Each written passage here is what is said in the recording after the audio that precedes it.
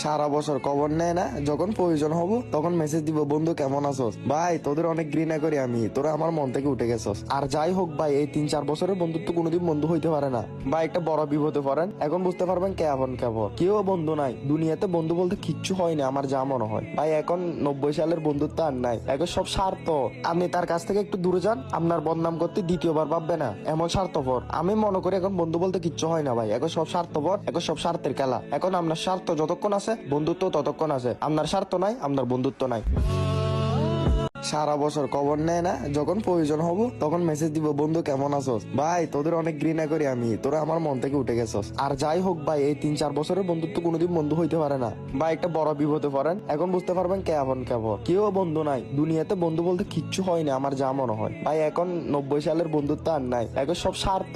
আপনি তার কাছ থেকে একটু দূরে যান, আপনার বদনাম করতে দ্বিতীয়বার ভাববে না, এমন স্বার্থপর। আমি মনে করি এখন